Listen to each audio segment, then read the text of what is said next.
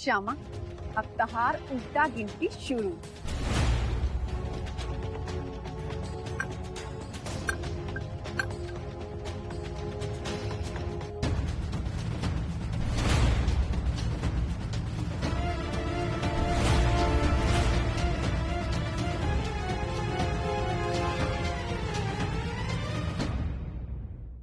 श्यामा!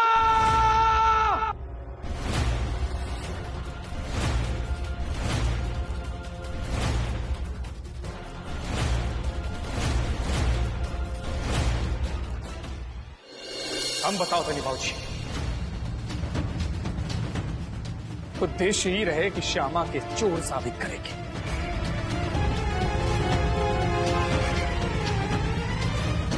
उद्देश्य ही रहे कि श्यामा के पूरा परिवार के, पूरा गांव के सामने बेइज्जत करेगी।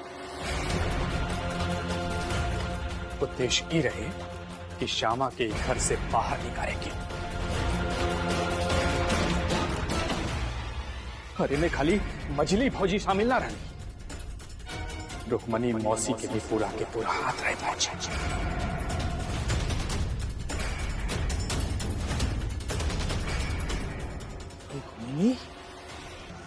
रुक्मिणी भी शामिल रहा। हाँ भौजी, ये सुनल सुनाई बात नहीं की। हम अपना आंख से देख ले रानी और अपना कान से सुन ले रानी।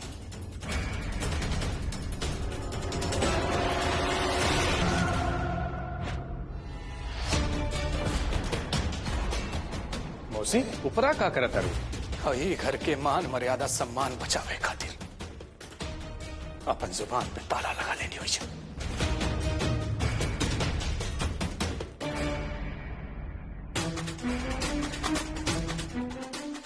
घर के भेदी लंका डाहे ही काकुल हमरा सुने के मिलता है।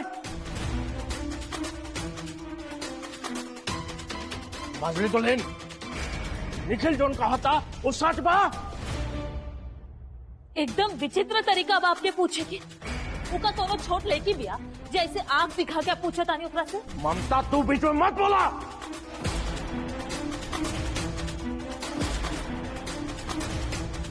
केहू उम्र से बड़ ना होके व्यवहार से होला। बोला मांगने तो लेन। सॉरी बाबूजी, हमरा से गलती हो गई, माफ कर दी हमरा के।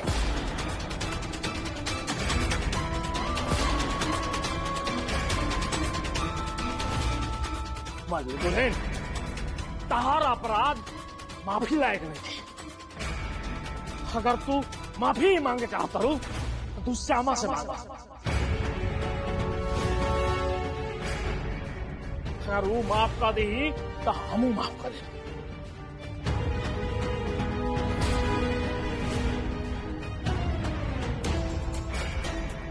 बाबूजी रहे दी, बर जेठ छोट से माफी मांगी, इतना पाप लागी नु।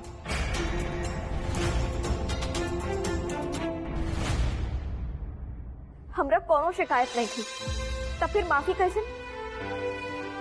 अब ई घर की शांति खातिर यह निम्न होगी कि जे सब भी भइल बा उस सब भुला के सब एक साथ आगे बढ़ी, प्रेम से, त्याग से, अपनापन से।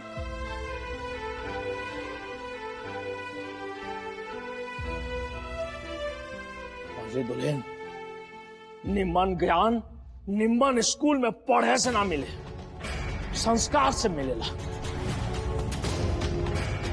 सीखा कुछ श्यामा से। हमरा मालूम बा कि श्यामा ये घर में कुछ लोग के पसंद नहीं थे, लेकिन एक मतलब ही ना कि तू केहू के चोर प्रमाणित करके ओकरा घर से निकाले खातिर कोनो सीमा लांग जेबू। याद रखिए हमार बात, ये घर में शांति श्यामा के निकाले से ना, ओकरा आपन बना के ओकरा स्वीकार करे से आगे।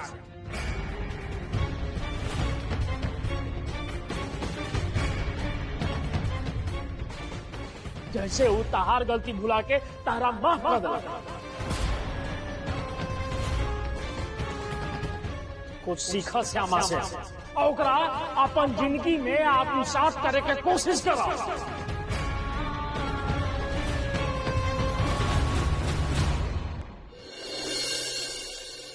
खाना लगाई का? मुड़ने के। ठीक बा, गरम दूध ले आवा तनी। श्यामा, कुछ खाए पी के मुड़ने के। तब तक दूध और जरूरी बा आपके, मूड भी बन जाई और सेहत भी।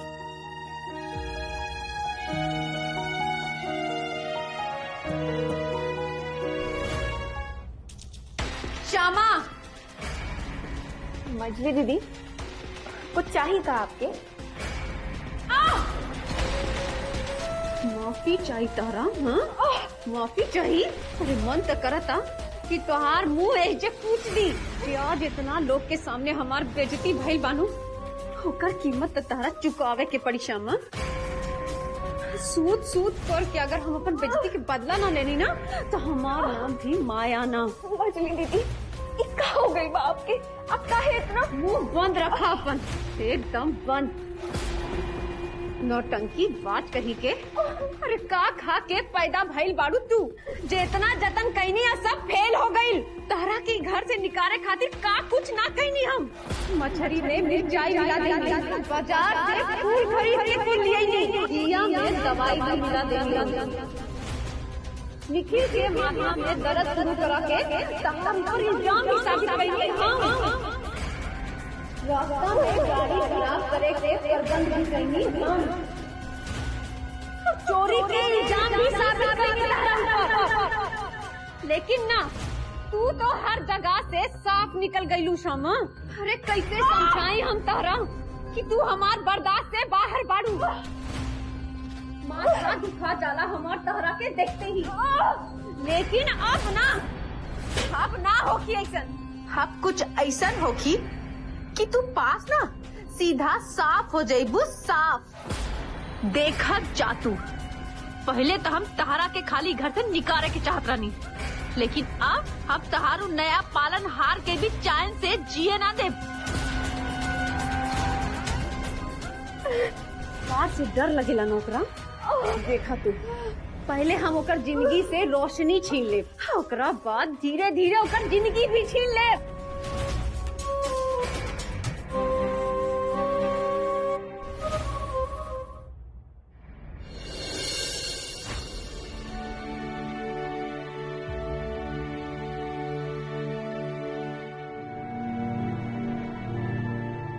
श्यामा, श्यामा,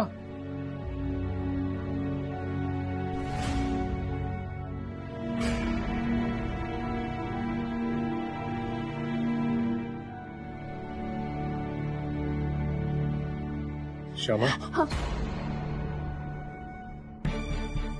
आपके कहा भाई? जाए से पहले तो ठीक रही, अब का हो गई? और ये आंसू का है? आंसू? तो थैंक यू। एक मिनट।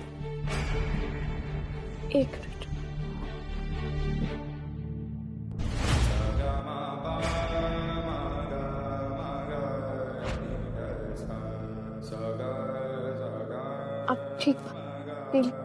लेकिन पहले का खराब है। वो बस देखे चाहत रहने की, चीनी मिलाई रहने की ना। चलिए, कोनो बात नहीं की।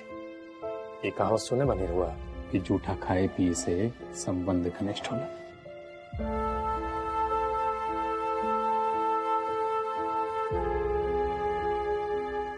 लगातार हुआ ढेर थक गई बनी। सोचे आप सूत रहे, हम दिया जलाते थे।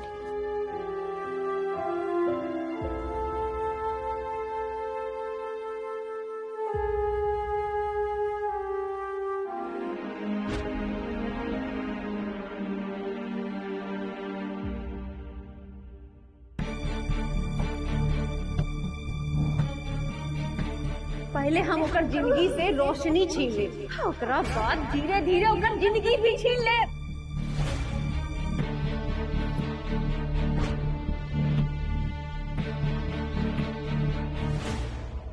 यानी कि आज ले जे कुछ भी अनहोनी घर में भइल बा, करे वाला भले ही केहू और रहे, लेकिन ओकरा असली कारण बानी हम।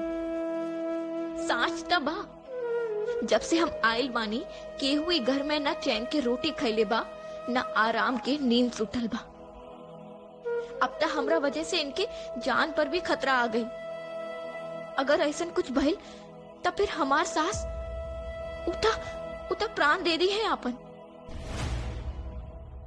आलोक प्लीज, हम सबका आगे माफी मांगते लेनी है। माया एकदम चुप। का माफी? अरे माफी तो बाद में आई, पहले तू हमरा के ई बतावा कि इतना बड़ गलती करे के हिम्मत तारा कहाँ से आई? रियली सॉरी है। चुप तहर सॉरी के, तारा ऊपर इतना विश्वास कहीं नहीं हम। यह गलती भइल हमरा से। तू कहाँ जा तारू, केकरा से मिला तारू, काहे खातिर जा तारू, कबो हम तारा से ना पूछनी, लेकिन तारा लगे हर एक इंफॉर्मेशन रहेला हमार। ना हमार मती मारल गई रहे, दिमाग खराब हो गए रहे हमार, लेकिन हम करती तो क्या करती। माँ के दुख हमरा से बर्दाश्त ना होत रहे। हम तो बस माँ के सुखी देखे के चाहता नहीं। भरोसा करी हम तो ऊपर। आप ही कहीं कई पतों के फर्ज ना होला कि अपन सास के सुखी रखे, दर्द के बाटे उसी के बड़ा मालूम बा हमरा, बहुत बढ़िया से हम तारा जाने नहीं। हम ना छोड़ा। माया हमरा के छोड़ दा। पहले आप कहीं कि हमरा के माफ कर देनी, हम ना छोड़ा बैठे। अच्छा ठीक बा। ठीक बा मतलब? अच्छा ठीक बा मतलब हम तारा के माफ करता नहीं। हम तो हमें एकदम ना छोड़ो। माया, दूसरा के कष्ट देख के केहू के खुशी ना मिले, बुझाई? जॉन भइल सोन भइल, आज से नया स्टार्ट करो। और सब तो हम भूल जाए, लेकिन ई माफी जे हमरा सबके सामने मांगे के पड़ल बानी, तू बेचती तो हम कबो ना भूलब, कबो ना।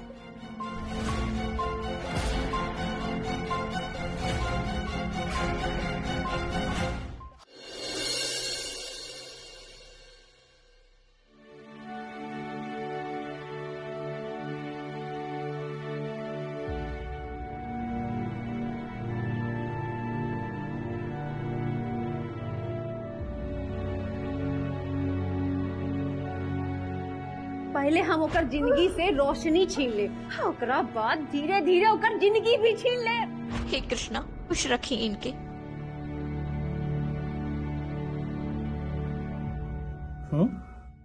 रेजे तो रहे socks.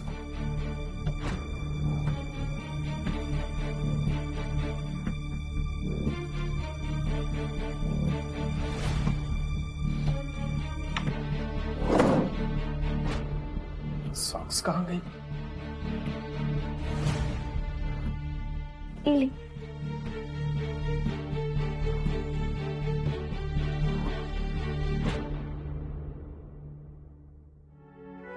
Thank you so much.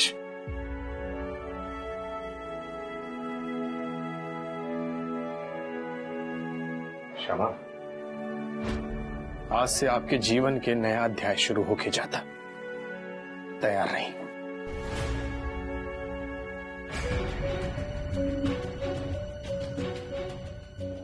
नया अध्याय मतलब ही कि ऐसे जीवन बितावे से काम न चली। याद रहे, दुनिया उहे के सम्मान देवेला जे दुनिया के नजर में अपना आप के साबित करेले।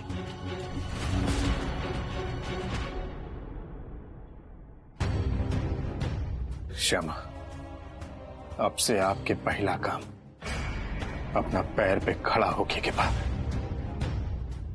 आत्मनिर्भर बने के बाद।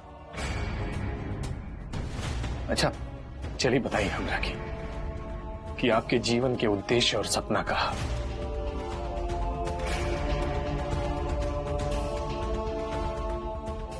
उद्देश्य और सपना? हमरा ऐसा लड़की के आपन जिंदगी में बस एक मात्र उद्देश्य होला, आपन परिवार खातिर सब कुछ छोड़ देवे के।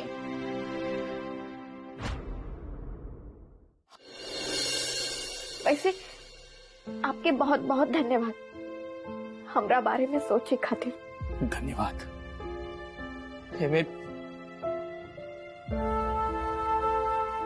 श्यामा, एमे धन्यवाद के कौन बात बा? अगर हम न सोचब तो के सोची। ये हमार काम बा। चली बताई, ऐसा कोनो काम जेकरा करे में आपके मजा आवेला, इंटरेस्ट आवेला, जौन आप जीवन में करे चाहत रानी। देखी शमा, हमरा के मालूम बा कि काम आपके खातिर नया नहीं खे। एकरा से पहले भी आप अपन परिवार के पालन पोषण खातिर काम करत रहनी है, लेकिन ये बार कुछ बड़ा करे के बाद, कुछ अनोखा करे के बाद, कुछ इंटरेस्टिंग। सपना तो रहे एक गायक बने के सपना, पूरा संसार में भजन के प्रसिद्ध करे के सपना, लेकिन अब वो सपना था सपना बन के ही रह जा ही बुझाता।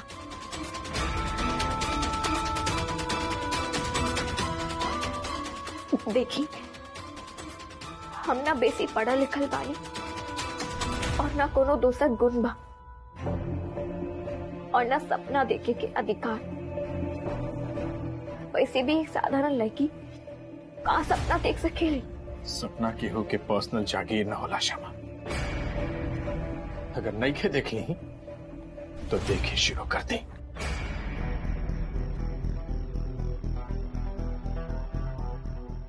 और ओकरा के पूरा करे में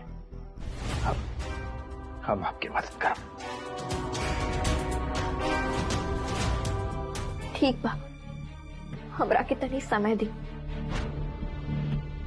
बेसी समय नहीं के शमा।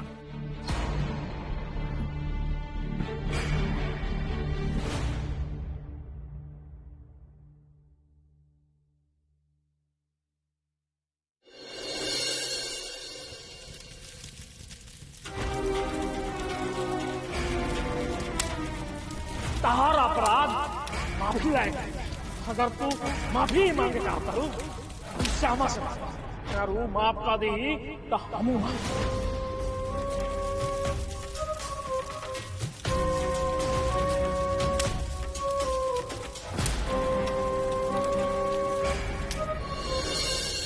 कहाँ एंगेज करी श्यामा के, जौना तरह से उनका एजुकेशन बा, आजकल के कॉम्पिटिटिव जमाना में ओकरा से काम न चली। जब तक अपना पास टैलेंट न होला कि वो सम्मान न देवेला। अपने फैक्ट्री में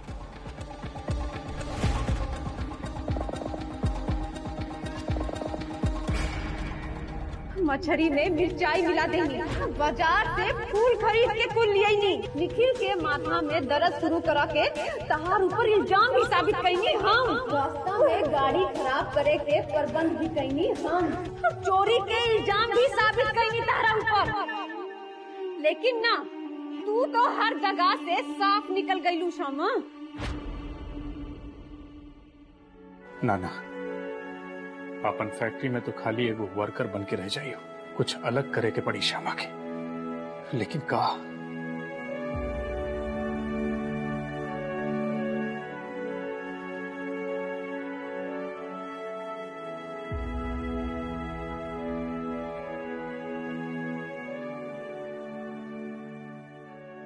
ना,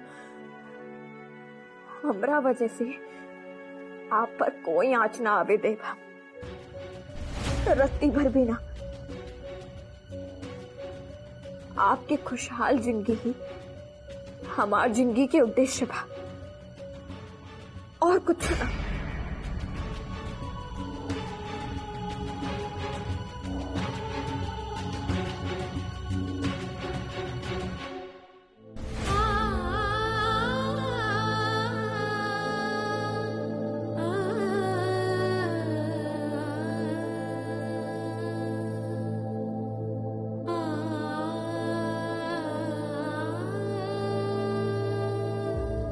श्यामा,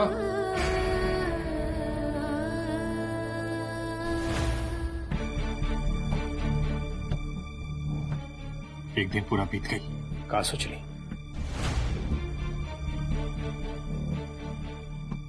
बस यह कि एक दिन भी जिंदगी बदले खातिर बहुत होला। अच्छा, philosophy, very good.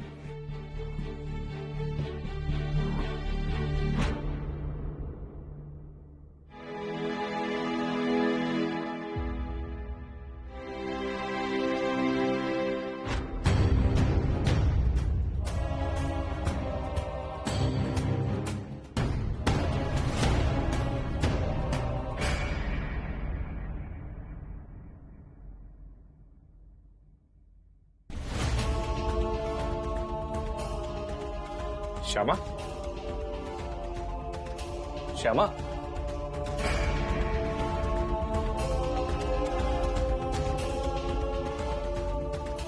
Shyama, Maya कब भइल बता रहा? हमरा से माफी मंगवावे के तहार हिम्मत कैसे भाई निकल जा? माया, अरे कुछ खुल के बताए वो कैसन माफी? बहुत हो गई लब, बहुत ज्यादा। अब क्या खानदान देखी